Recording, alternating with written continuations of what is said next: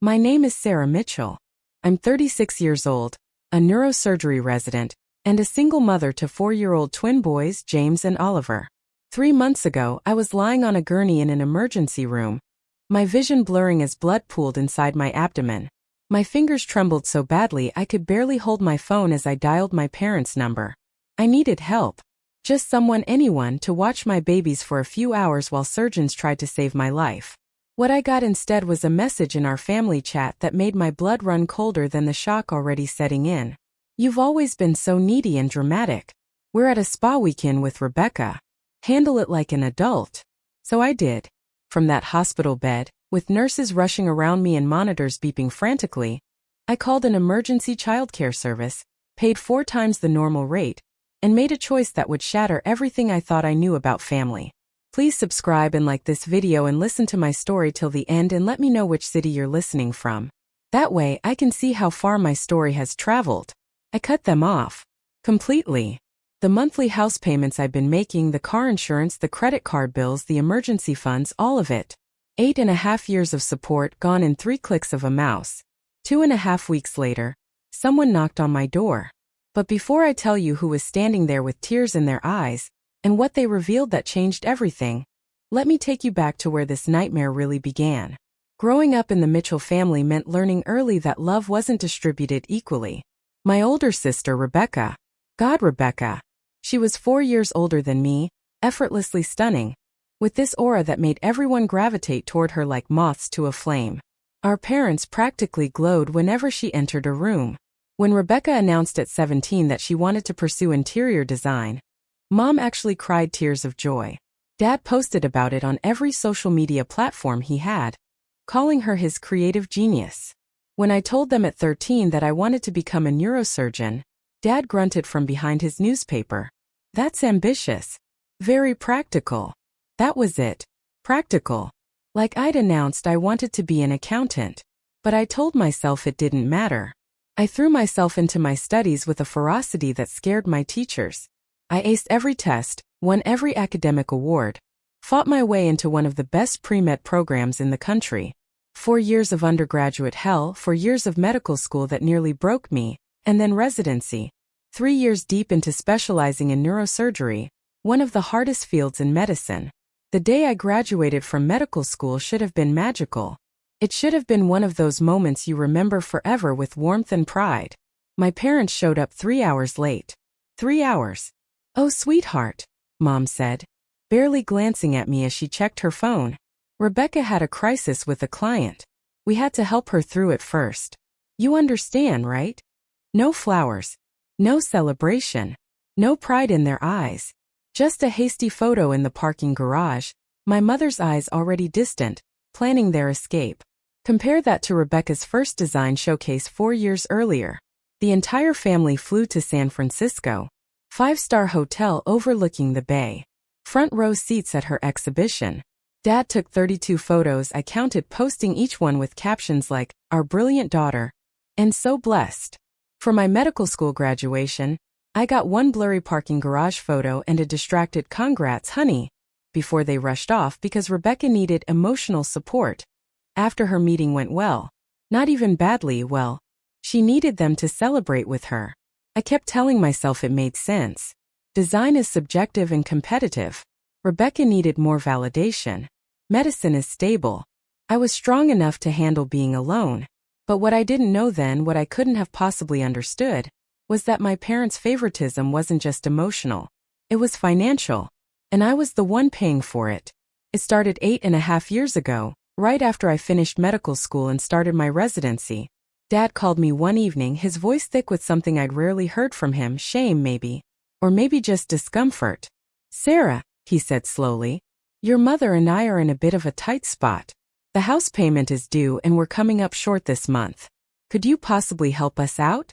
Just this one time. Just this one time." I transferred $2,600 that same night without a second thought. They were my parents. Of course I'd help them.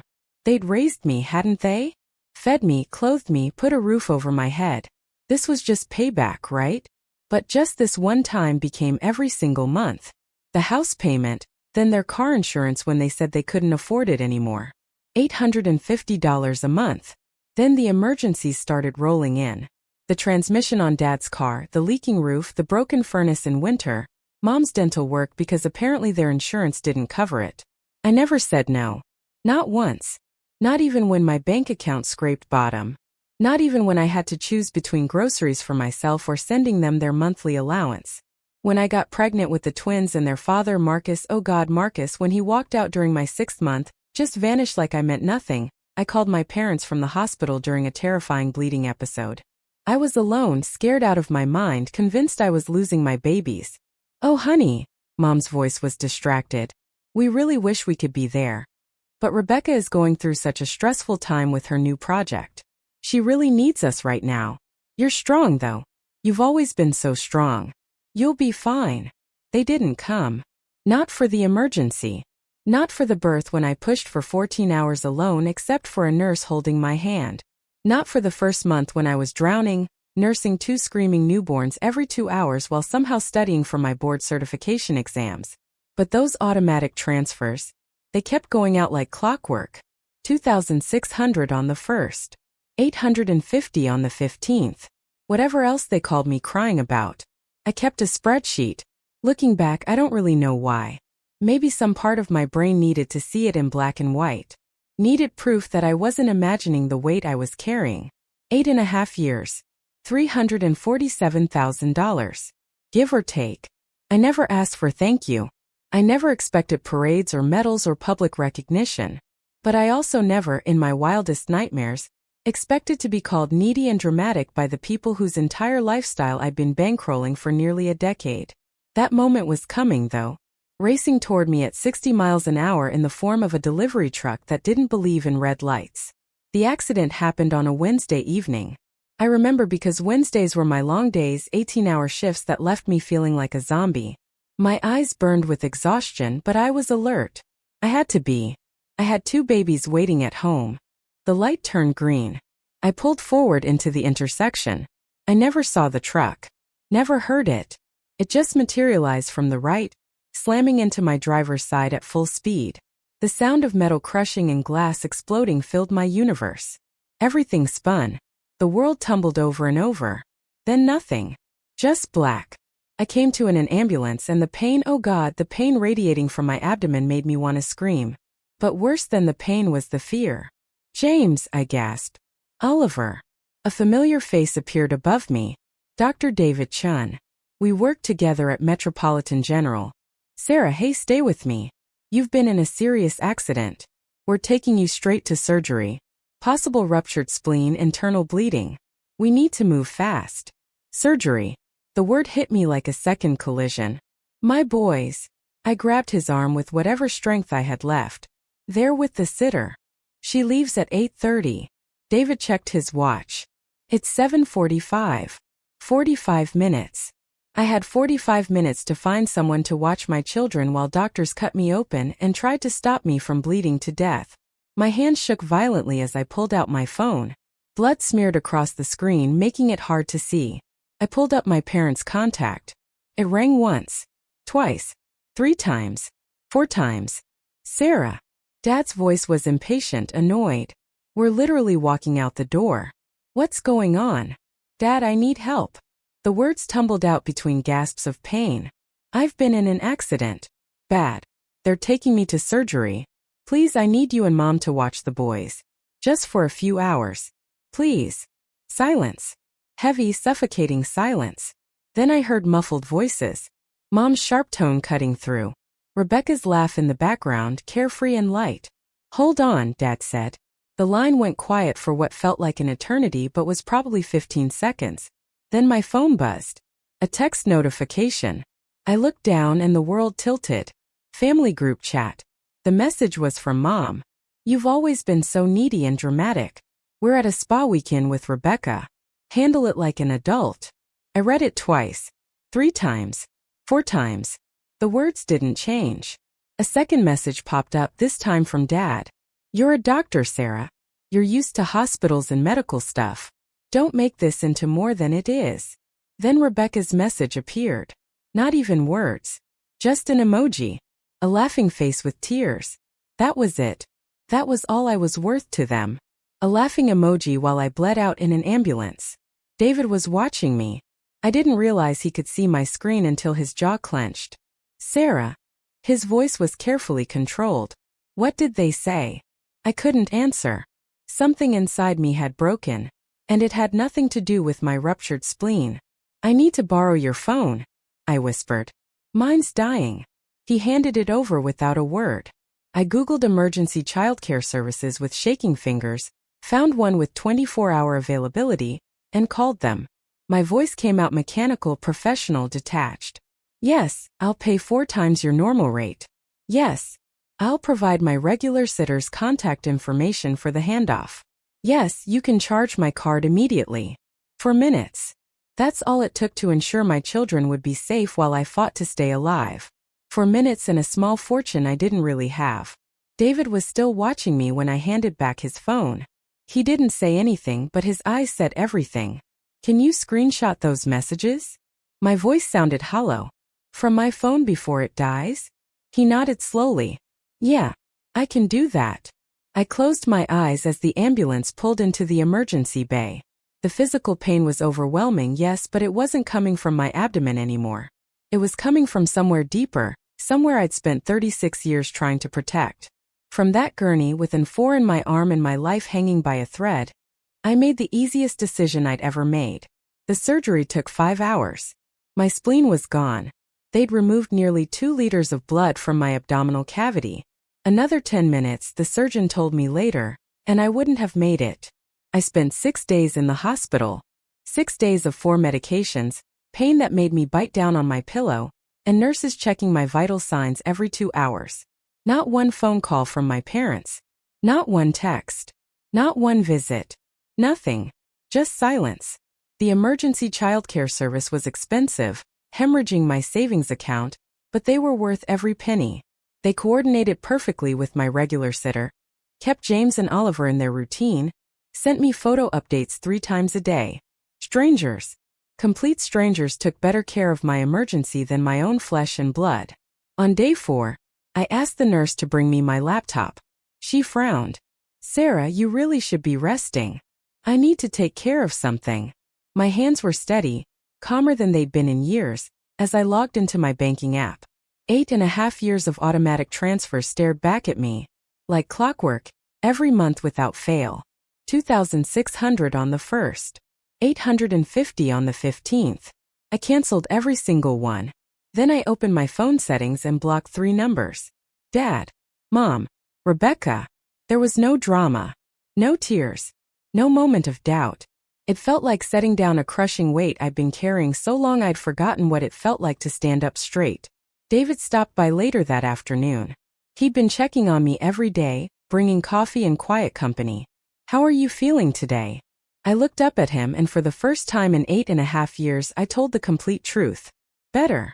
For the first time in my entire adult life, I actually feel better.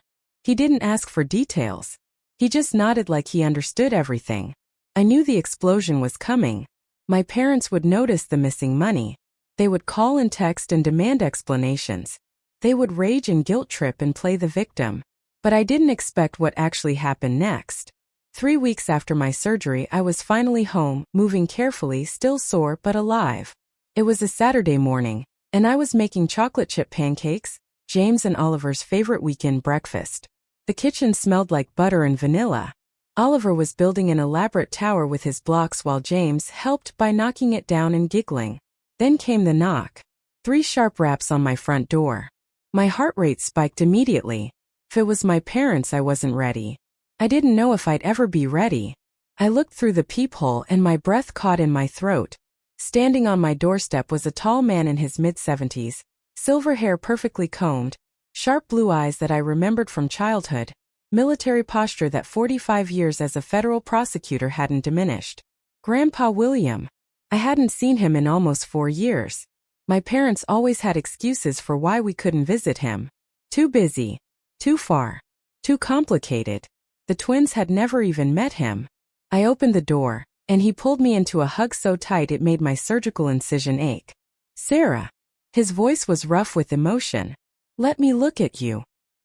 He pulled back, his eyes scanning my face, then dropping to where my hand instinctively rested over my healing wound. "I know everything," he said quietly. "Catherine told me." Aunt Catherine, Mom's younger sister. The only person in the family who'd ever openly questioned how my parents treated me. "Grandpa, I don't." He held up his hand. "You don't need to explain a single thing. But I need you to come somewhere with me." He reached into his jacket and pulled out an envelope. Cream-colored, elegant, formal. An invitation. My 75th birthday celebration. Next Saturday. The entire family will be there. His eyes locked with mine, and there was steel underneath the warmth. "And I have some things that need to be said." That was just the beginning. What my grandfather revealed at that party would expose secrets that had been buried for years. Secrets that would make my $347,000 look like just the tip of an iceberg. Stay with me because what happens next will shock you. Grandpa William sat at my kitchen table, watching James and Oliver with the softest smile I'd ever seen on his stern face. They'd warmed to him immediately, showing him their toys, demanding his attention with that fearless confidence 4-year-olds have. He gave them everything they asked for. "They look just like you did at that age," he said gently. "Same determined little chin. Same curious eyes." I set down 2 cups of coffee and took the seat across from him. My hands wrapped around my mug for warmth I didn't really need. "Grandpa, how did you find out? About the accident?" "About everything. Catherine called me the night it happened." He wrapped his weathered hands around his cup. "She'd heard through one of your cousins. When she told me what your parents did, how they responded." He stopped, his jaw clenching in a way that reminded me he'd spent 45 years prosecuting criminals. "I've watched this for years, Sarah. The way Helen and Richard treat you compared to Rebecca. I'm old, but I'm not blind." I stared into my coffee. I thought maybe I was being oversensitive, making it bigger in my head than it really was. "You weren't." His voice carried the weight of a man who'd spent decades separating truth from manipulation. "I was a federal prosecutor for 45 years. I know what favoritism looks like. I know what exploitation looks like." He leaned forward. "Tell me something. Do you still have records of the money you sent them?" I nodded slowly. "Every transfer. 8.5 years worth." "Good." He sat back and something dangerous flickered in his eyes. "I want you to compile a summary. Every payment, every date, every dollar amount." "Why?" "Because at my birthday party in front of the entire family, I intend for the truth to come out." His voice was calm, measured. Not as an attack. Not as revenge. Simply as facts. And facts, as I learned in 45 years prosecuting cases, have a way of speaking for themselves. My hands trembled around my mug. What if everyone hates me for it? The ones who matter won't. He reached across the table and squeezed my hand. "And the ones who do never deserved you in the first place." The next 2.5 weeks felt like preparing for trial. I printed every bank statement, every transfer confirmation, 8.5 years of financial records organized chronologically and bound in a plain folder. Looking at it all together was devastating. Month after month, year after year, a river of my money flowing in one direction. Never a thank you. Never a question about whether I could afford it. Never an acknowledgement that I was drowning. Aunt Catherine came over 4 days before the party. She was 57, sharp-tongued, and had always been the black sheep for refusing to pretend everything was perfect. She flipped through my folder, her expression growing darker with each page. $347,000, she said flatly, setting down the folder like it burned her hands. "Sarah, do you understand what this is?" "I know what it is. This is more than most people earn in 8 years of full-time work." She stared at me. "And they called you needy and dramatic." I pressed my palms against the counter, trying to keep my breathing steady. "I don't want to destroy the family, Aunt Catherine. I just want them to see it. To acknowledge what I've done." "You're not destroying anything." She stood and placed her hand on my shoulder. "You're stopping a lie. They built their comfortable life on your silence. You don't owe them that silence anymore. What if everyone takes their side?" "Some might." She shrugged. "Family is complicated. But your grandfather has a lot of influence in this family. And more importantly, you have the truth. She squeezed my shoulder. That matters more than you think. That evening, I got a text from a cousin I barely talked to, Jennifer. Hey, heard you and your parents had some kind of falling out. Rebecca's been telling everyone you've been acting really strange since your accident. Just wanted to give you a heads up. I stared at the message, my chest tightening. They were already spinning the story, setting the narrative, preparing everyone to see me as unstable, irrational, ungrateful before I even walked through the door. I hadn't wanted a fight, but they were bringing one anyway. Grandpa William's house was a colonial estate on 4 acres of pristine land, white columns, wraparound porch, gardens that looked like something from a magazine. The kind of place that whispered old money and quiet power. I pulled into the circular driveway, my hands gripping the steering wheel so tight my knuckles were white.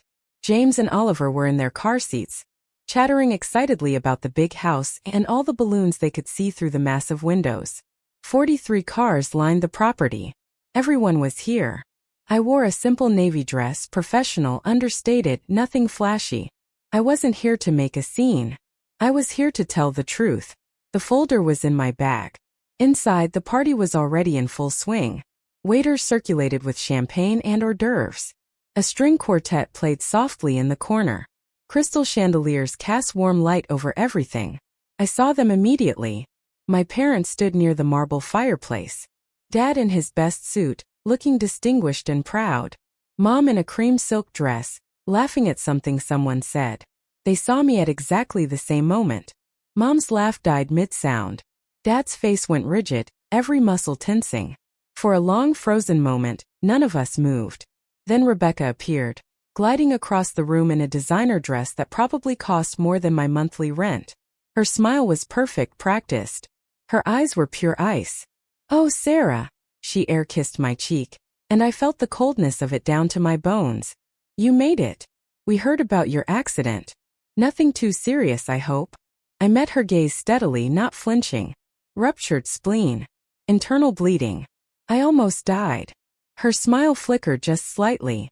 Mom said it was just a fender bender, no big deal. Mom wasn't there. I adjusted Oliver on my hip. None of you were. Something cracked in her perfect facade for just a second. Then she recovered, patting my arm with condescending sympathy. Well, you look fine now. That's what matters, right? She drifted away into the crowd, but I could feel eyes on me now.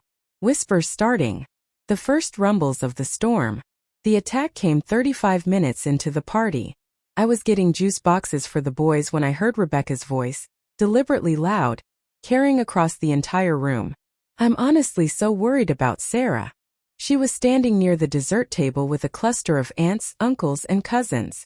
Every word was calculated to reach as many ears as possible. The accident really affected her mentally. She's been saying the strangest things lately. I kept my back turned, but every word landed like a small blade. Mom joined in, dabbing at her eyes with a delicate handkerchief. We've tried everything to reach her. Phone calls, messages, everything.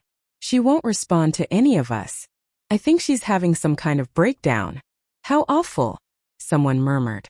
The poor thing, another voice added. Rebecca's voice dropped to a stage whisper that still somehow carried perfectly. She's always been a bit fragile emotionally. Remember how dramatic she was as a teenager? I think the stress of being a single mother has just pushed her over the edge. I felt eyes boring into my back. Pitying looks. Concerned whispers. They were painting me as unstable, irrational, mentally fragile before I could say a single word. Aunt Catherine appeared at my side, her voice low and furious. They've been doing this all week. Calling relatives, planting seeds, building their defense. They know something's coming. I know they do. Are you okay? Can you handle this? I looked across the room at my grandfather. He was watching the whole scene unfold with an unreadable expression, a glass of whiskey in his hand. He caught my eye and gave me the smallest nod. I'm fine, I told Catherine. Let them talk. The room suddenly quieted. Someone clinked a glass with a spoon, the sound cutting through the murmur of conversation. Grandpa William rose from his chair. At 75, he still commanded attention like the prosecutor he'd been for 4 decades. Every eye in the room turned to him. Before we continue with the festivities, he said, his voice carrying effortlessly through the space, I have a few things I'd like to share with the family. The air changed. This was it. But before Grandpa could continue, my father stepped forward quickly. Dad, wait just a minute. His voice was controlled, but I could see the tension in his shoulders, the fear in his eyes. Grandpa raised one silver eyebrow. Richard. Dad turned to face the room, every inch the concerned, reasonable parent. Before you say anything, I think there's something the family should know about first. He gestured toward me with what looked like genuine sadness. As many of you may have heard, our daughter Sarah has been going through an incredibly difficult time recently. Murmurs of concern rippled through the crowd. After her accident, she's been confused, withdrawn, not herself at all. She's completely cut off all contact with her mother and me. He shook his head slowly. We don't know what to do.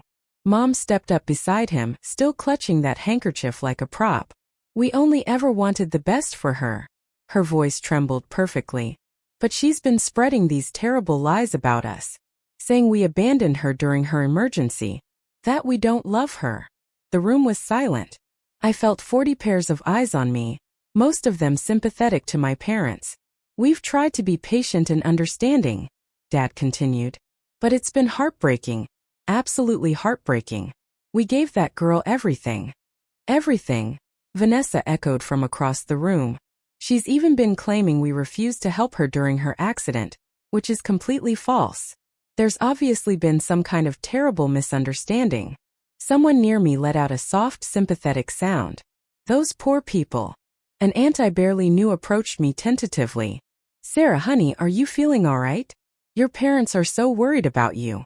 I opened my mouth but no sound came out. My throat had closed up. Then Grandpa William's voice cut through the room like a judge's gavel. Are you quite finished, Richard? The question was quiet, almost mild, but every single person in that room heard the steel underneath. Dad's confident expression faltered. I just thought the family should understand the situation. The family should know the truth, Grandpa interrupted, his voice hardening. And I intend to give it to them. He walked to the center of the room, his gait measured, deliberate, the walk of a man who'd presided over hundreds of trials and never once lost control of his courtroom. I've listened to your concerns, Richard. Helen, Rebecca, you've painted a very vivid picture of a troubled young woman who's turned against her loving, generous family for no reason. He paused, letting the words hang in the air. Now I'd like to ask some questions. Dad shifted uncomfortably. Dad, I really don't think this is the appropriate place. This is exactly the appropriate place. Grandpa's voice didn't rise, but it cut through every objection. This is family, and families should know the truth about each other. Shouldn't they? He turned to face my father directly. Richard, a simple question. Who has been paying the mortgage on your house for the past 8.5 years? The color drained from Dad's face like someone had pulled a plug. What? What are you talking about? Your mortgage? $2,600 a month for 8.5 years. Who's been paying it? We pay our own mortgage. Dad's eyes darted to Mom, panic flickering across both their faces. Do you? Grandpa reached into his jacket and pulled out my folder. Because I have here a complete, detailed record of bank transfers from Sarah's account to your mortgage company. Every single month for 102 consecutive months. A murmur rippled through the room like an electric current. There's been some kind of misunderstanding, Mom stammered. Sarah offered. We never asked. I'm not suggesting you held a gun to her head, Helen. Grandpa's voice remained calm, controlled. I'm simply establishing facts. Facts that I think this family deserves to know. He opened the folder, and I watched Rebecca go pale across the room. Dad's hands clenched into fists at his sides. Mom looked like she might actually faint. Let me share some numbers with everyone, Grandpa said. I think you'll all find them quite illuminating. The truth was about to come out. 8.5 years of secrets, sacrifice, and silence. And my parents' carefully constructed image was about to shatter in front of everyone who mattered. What Grandpa revealed next would change everything. Don't go anywhere. The room was utterly silent. Even the string quartet had stopped playing, their instruments lowered, watching like everyone else. Grandpa William held up the folder like evidence in a trial. 8.5 years. Let me break down the numbers for everyone. Mortgage payments, he read clearly. $2,600 per month, paid consistently by Sarah. Total, $221,000. Someone gasped audibly. I saw an uncle's jaw drop. Car insurance premiums, Grandpa continued. $850 per month when Richard's company dropped their coverage. Sarah picked up the bill. Total, $86,700. He flipped a page. Car repairs, home maintenance, medical bills, emergency expenses. Approximately $52,000. Another page. Cash gifts and financial support for Rebecca's interior design business. $14,600. He closed the folder with a soft snap that somehow sounded deafening in the silent room. Total. His voice was steady, factual. $374,300. Give or take a few hundred for fluctuating expenses. The silence was absolute. No one moved. No one breathed. Aunt Catherine stepped forward. For context, everyone, that's more than most people earn in 8 years of full-time work. Sarah did this while completing one of the most demanding medical residencies in the country and raising twin babies alone. She offered. Mom's voice cracked, desperate. We never forced her to do any of this. No one said you forced her, Helen, Grandpa replied. But I am curious about something. In 8.5 years of receiving this support, this extraordinary financial support, how many times did you say thank you? Silence. How many times did you visit her in the hospital after her twins were born? Nothing. How many times did you show up for her? Support her? Acknowledge what she was doing for you? Still nothing. Mom had started crying. But these weren't the delicate, sympathetic tears from earlier. These were real, ugly, desperate sobs. We thought she was fine, Dad said, his voice hollow, empty. She never complained. She always seemed to be managing everything. She managed, Grandpa repeated slowly. Because she had to. Because you taught her from childhood that her needs didn't matter. That Rebecca was the priority. That Sarah existed to be useful. An uncle near the back of the room shook his head in disgust. Jesus, Richard.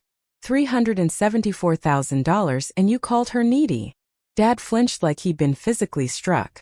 But Grandpa wasn't finished. There's one more thing this family needs to hear.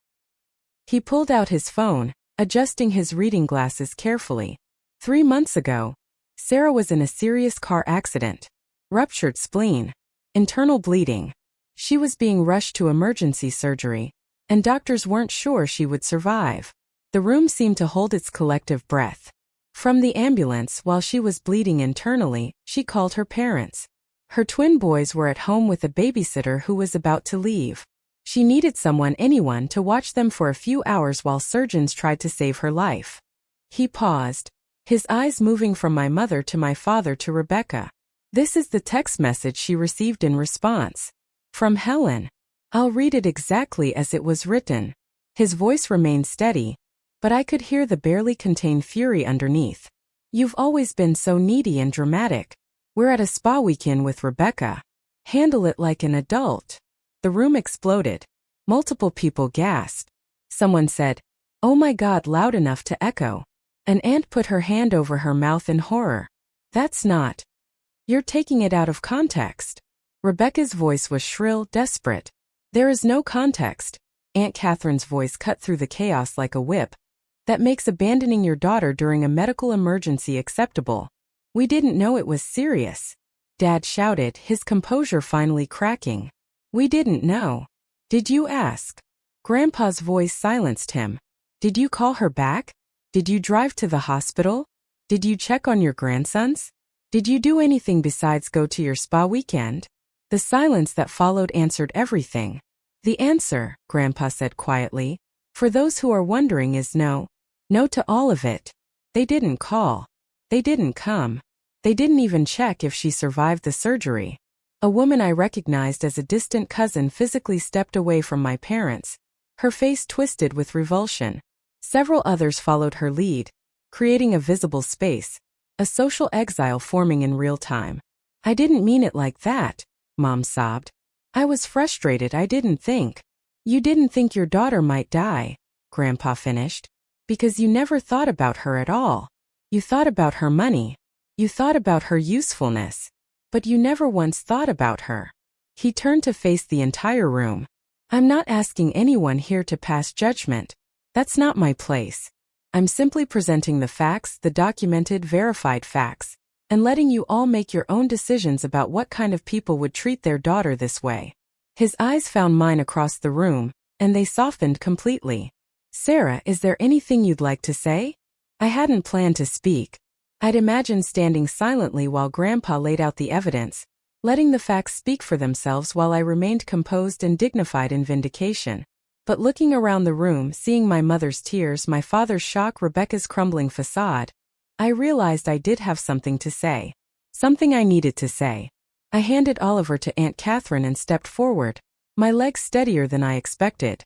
I didn't come here for revenge. My voice was quiet but clear. I came because Grandpa invited me. And because for 36 years I've been living inside a continue 7:26 p.m. version of my family that wasn't real. I looked at my parents. I believed you when you said Rebecca needed more support because her industry was harder. When you said I was strong enough to handle things alone. I believed you, and I tried so hard to be exactly what you needed me to be. A tear slid down my cheek. I didn't wipe it away. But that night in the ambulance, bleeding and terrified and absolutely alone, I finally understood. I wasn't strong to you. I was convenient. My voice cracked slightly. I wasn't reliable. I was exploitable. Several family members had moved closer to me now. An aunt touched my arm gently. A cousin nodded with tears in his eyes. And no matter how much money I sent, no matter how many years I supported you, it was never going to be enough to make you see me the way you saw Rebecca. Dad started to speak. Sarah, we never meant. I'm not finished. The words came out firmer than I expected, and he stopped. I don't hate you, I said quietly, and I meant it. But I can't keep pretending this is normal. I can't keep buying love that should have been free. I can't keep sacrificing myself for people who see that sacrifice as an inconvenience when I finally need something in return. An uncle across the room turned to my father, his voice harsh. How could you, Richard? All these years living off your daughter while treating her like she was worthless. The room was turning. I could feel the shift, like a tide pulling away from shore. More people were looking at my parents with disgust now, with anger, with betrayal on my behalf. So what now? Dad's voice was desperate, cornered. You've humiliated us in front of the entire family. Are you happy? Is this what you wanted? I shook my head slowly. I'm not happy, Dad. None of this makes me happy. I took a breath, gathering myself. But I'm also not sorry. Because this isn't about humiliation. It's about honesty. For the first time in 8.5 years, our family knows the truth. Not your version, not Rebecca's spin, just the truth. Rebecca tried one more time, her voice small and desperate. This is ridiculous. You're acting like we're monsters. We're family. Family helps each other. You're right. I turned to face her fully. Family does help each other. So where were you when I was pregnant and alone? Where were you when I was raising newborns while studying for my board certification? Where were you when I was bleeding in an ambulance? She had no answer. Her perfect face just crumpled. I looked back at my parents. From now on, there won't be any money. Not because I can't afford it, but because financial support should be a gift, not an obligation. And it should flow both ways in a family that actually cares. Mom reached toward me, her hand trembling. Sarah, please, we can fix this. I'm also not cutting you off forever, I interrupted gently. But I need real space. Not a few weeks of guilt and apologies followed by everything going back to normal. I need you to actually think about what you've done. Really think about it. I took Oliver back from Aunt Catherine, holding him close. And if someday you can genuinely acknowledge it, not just apologize to get me back, but truly understand what you did, then maybe we can rebuild something. I looked at each of them in turn. But I won't hold my breath. A great aunt I barely knew approached me, taking my free hand in her weathered ones. I'm so sorry, sweetheart. All these years I thought you were the one who had it easy, the successful doctor with everything figured out. I had no idea. I know, I said softly. That's how it was designed to look. The aftermath of that party would ripple through our family for months. Alliances would shift, Truths would surface, and the life my parents had built on my silence would crumble. But something else was beginning too, something I never expected. Stay tuned because the next few months brought revelations that shocked everyone, including me.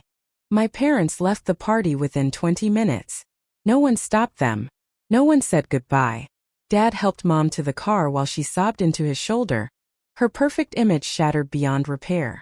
Rebecca followed with her head down, refusing to make eye contact with anyone.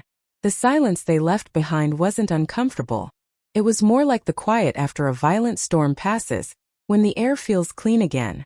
In the days following the party, my phone exploded with messages from relatives I hadn't heard from in years. Cousins reaching out with apologies. Aunts and uncles expressing shock and shame. Jennifer, who'd warned me about Rebecca's rumors, texted me 3 days later. I always thought you were the difficult one. Rebecca, she made it sound like you pulled away from the family for no reason.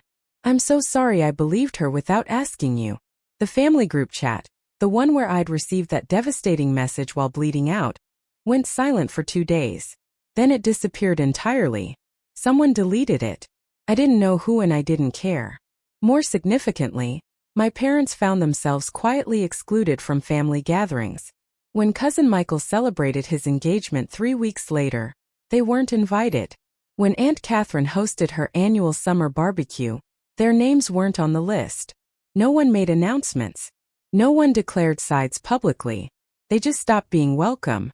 My mother called me from a new number about 2.5 weeks after the party. I watched it ring 3 times before letting it go to voicemail. Sarah, please, we need to talk. This has all gotten so blown out of proportion. Your father is devastated. I'm devastated. Can't we move past this? I listened to it once. Then I deleted it. Moving past it would mean going back to how things were. And I knew with absolute certainty that I would never go back. But forgiveness, I was learning, wasn't a reset button. It was a release, and it was something you did for yourself, not for the people who hurt you. For months after the party, Aunt Catherine called me with news. They're selling the house. I set down my coffee cup carefully. What? Your parents. They listed it 2 days ago. Word is they couldn't keep up with the mortgage payments. I should have felt something. Satisfaction, maybe. Vindication. A sense of justice. Instead, I just felt tired. Where will they go? Your Uncle Frank offered them his guest house temporarily. But he was very clear it's conditional. They need to get jobs. Real jobs. Jobs. My parents hadn't worked full-time in years. Dad had taken early retirement at 56. Mom had never worked outside the home. They'd been living off my money without even realizing how dependent they'd become. What about Rebecca? Catherine's laugh was sharp, unkind. Rebecca's been struggling since her divorce. Apparently someone in the family knows someone in the interior design world. Word got out about what happened at the party. She lost a major contract. Last I heard, she's waitressing part-time and doing freelance work. I stared out my kitchen window at James and Oliver playing in the backyard, their laughter floating through the screen.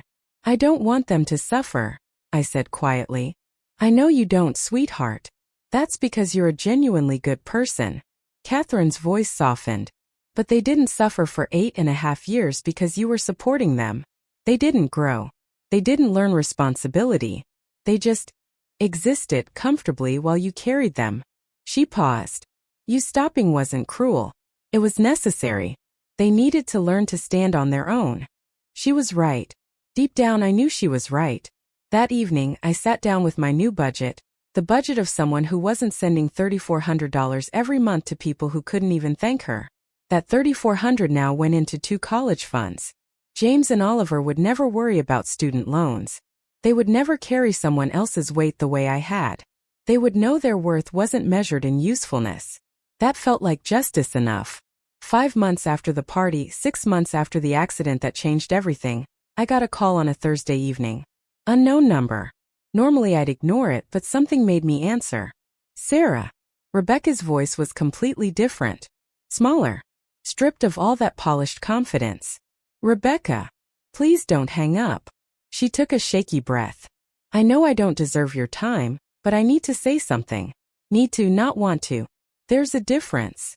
I sat down on the edge of my bed. I'm listening. I'm sorry.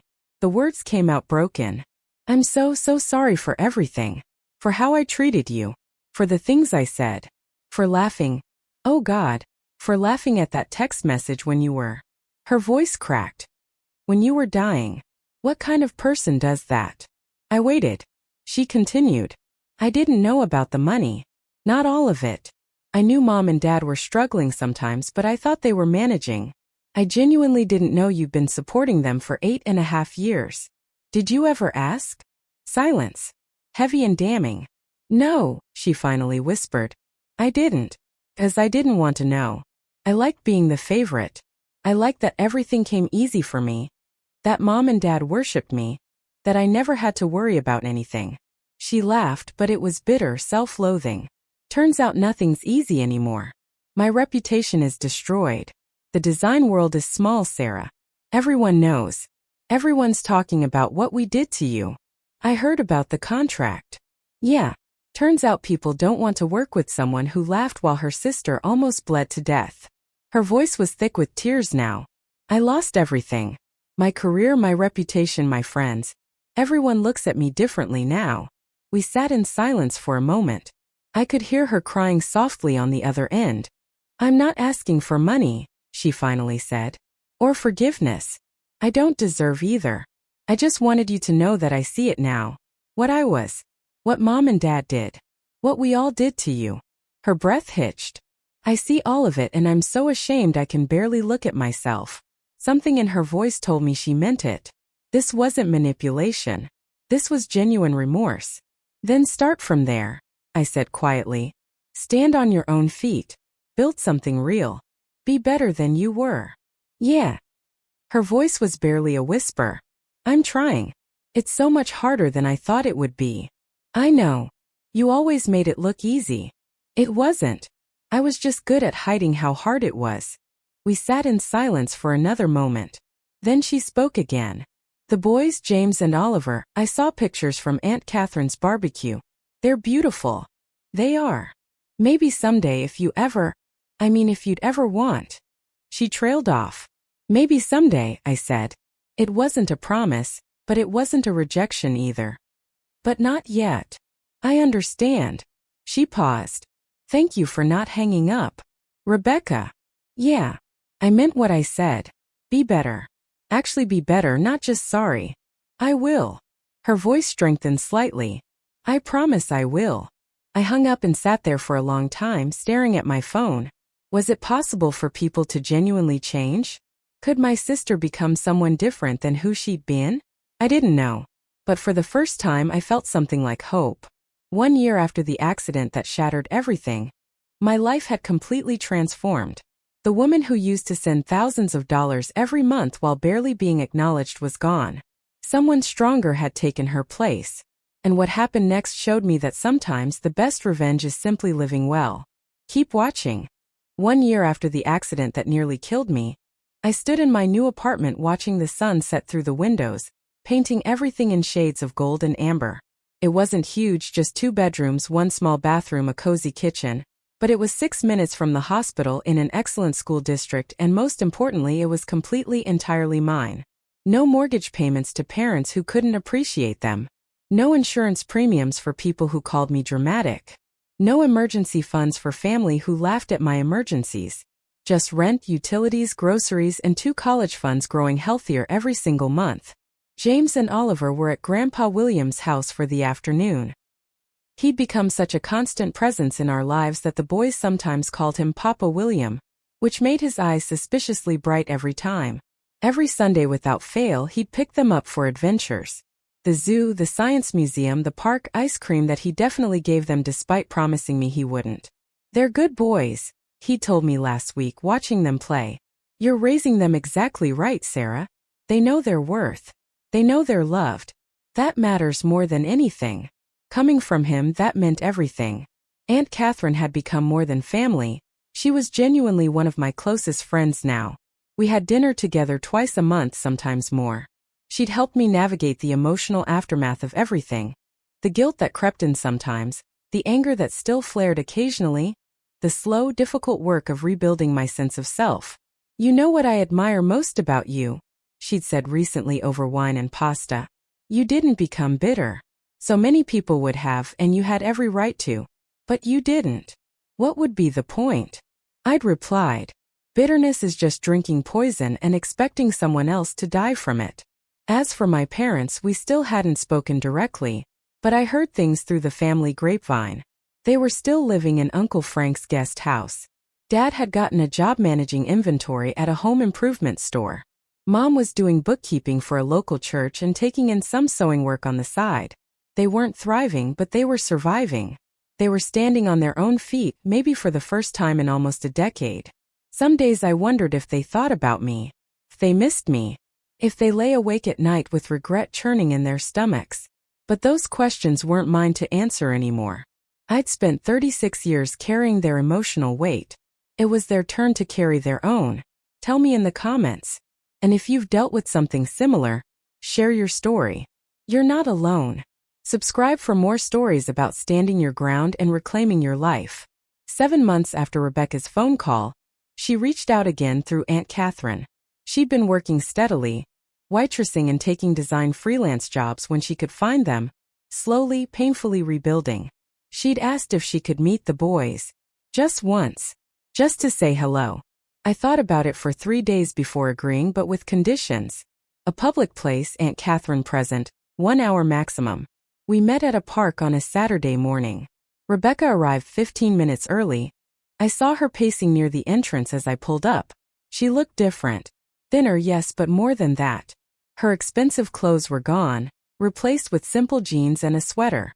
Her perfect hair was pulled back in a practical ponytail. The armor was gone. She knelt down when James and Oliver ran up, her eyes filling with tears. "Hi," she said softly. "I'm your Aunt Rebecca. It's so nice to finally meet you." She didn't try to hug them. Didn't push for affection they weren't ready to give. She just sat in the grass and played with them, asking questions, listening to their stories about dinosaurs and spaceships and their favorite cartoons. When the hour was up, she stood and looked at me. "Thank you," she said simply. "Thank you for giving me this." "Don't waste it," I replied. "I won't." She glanced at the boys one more time. "They're lucky to have you." As she walked away, Aunt Catherine touched my arm. "That was kind of you." "It was for them," I said, watching James and Oliver run toward the playground. "They deserve to know their family. The version that's trying to be better." 3 months ago, something unexpected happened. Marcus, the boy's father, the man who'd walked out when I was 6 months pregnant and never looked back, showed up at my apartment. I almost didn't open the door. But something made me, curiosity maybe, or just the need for closure. He looked older, worn down in a way that had nothing to do with age. "Sarah," he said, and his voice cracked. "I know I have no right to be here." "You don't. I heard about what happened. The accident. Your family. Everything." He ran his hand through his hair. "I've been trying to work up the courage to come here for months." "Why now?" "Because I'm a coward," he said simply. "I was a coward when I left you. I was a coward every day since. But I'm trying to be less of one now." He pulled an envelope from his jacket. "This is 8 years of child support. Every penny I should have been paying. It's all there." I stared at the envelope. "Marcus." "I'm not asking for anything," he said quickly. "I don't expect to meet them or be part of their lives.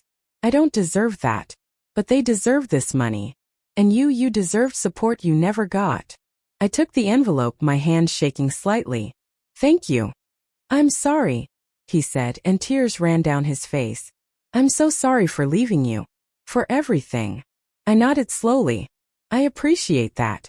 But you need to understand, an apology doesn't undo 8 years.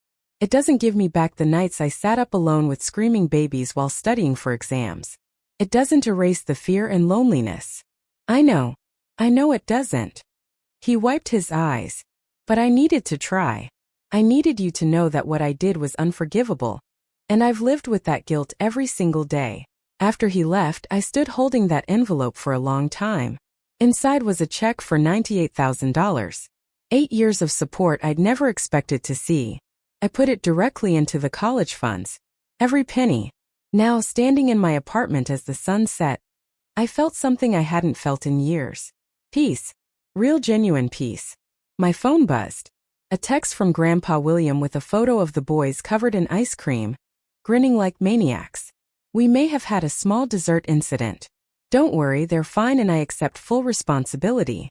I laughed out loud, actually laughed and texted back. You're a terrible influence and I love you for it. His response came immediately. Proud of you, Sarah. Every single day, I'm proud of you. I set down my phone and walked to the window, watching the city lights begin to twinkle as darkness fell. Somewhere out there, my parents were learning to stand on their own. Rebecca was rebuilding. Marcus was carrying his guilt.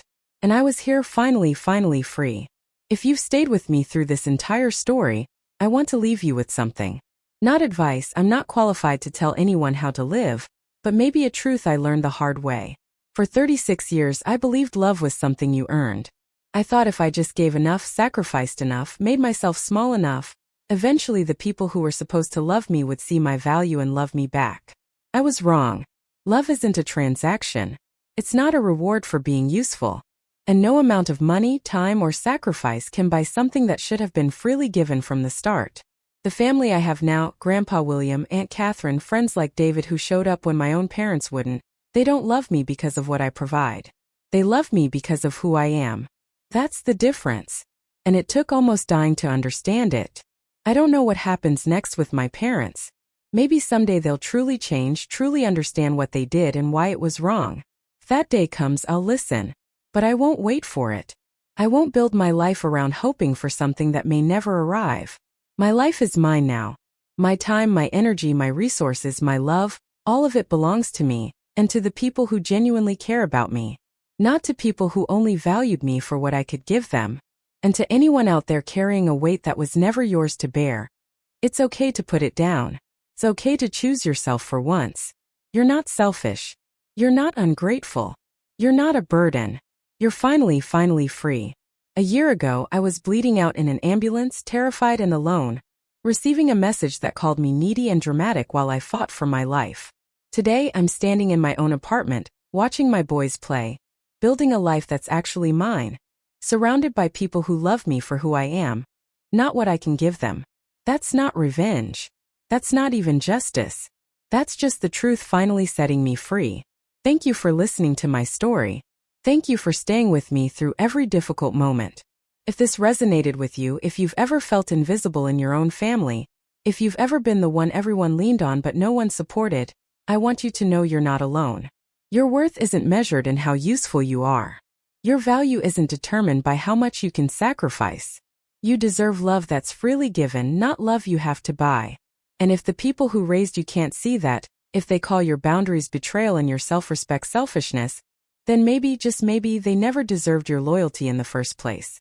Take care of yourself. You deserve it. You always have.